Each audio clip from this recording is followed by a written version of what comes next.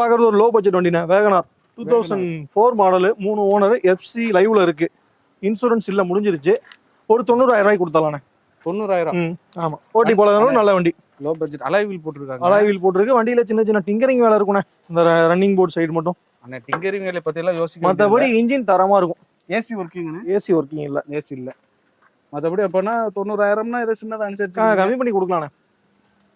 பெரிய வித்தியாசம் இருக்காது, அதை கம்மி பண்ணி வாங்கி தரேன். கஸ்டமர் வண்டி தான். இந்த ரஃப்யூஸ் அடிக்கிறவங்க, இந்த ஏதாவது சின்னதா தொழில் பண்றவங்களுக்கு சூப்பரா இருக்கு. ஏன்னா இந்த வேகனாருக்கு இந்த சீட்டை மடக்கிட்டோம்னா ஃபுல்லா ஸ்பேஸ் கிடைக்கும். இந்த ஃபுல் ஸ்பேஸும் கிடைக்கும். இப்போ என்னன்னா, இப்போ ரீசெண்ட் டேஸா பாத்தீங்கன்னா அந்த ட்ரோன் ஏத்தணும்னு நிறைய கஸ்டமர்ஸ் கேக்குறாங்க. இந்த ஏரோ ஸ்டூடெண்ட்ஸ்லாம் என்ன பண்றாங்க, ட்ரோன் வேணும், இந்த வயல்வெளிகளுக்குலாம் போய் ட்ரோன்ல இது அடிக்கிறாங்க, மருந்து அடிக்கிறாங்கல்ல, அந்த மாதிரி இது யூஸுக்குலாம் ஆம்னி எடுக்கிறாங்க, வேகனார் எடுக்கிறாங்க. ஆமா, நமக்கு நம்மளுடைய சப்ஸ்கிரைபர் ஒருத்தர் ஒரு 5-6 ட்ரோன் வச்சு கும்பகோணம் சைடுல, அதான் அவங்க வந்து ஆட்டோல எடுத்துட்டு போக முடியாது. ஆமா, அதுக்கு இந்த இதுதான் மாதிரி கார்ல ட்ரோன் எடுத்துட்டு போலான்னு இந்த மாதிரி இதுக்கெல்லாம் நீடுக்கெல்லாம் கேக்குறாங்க.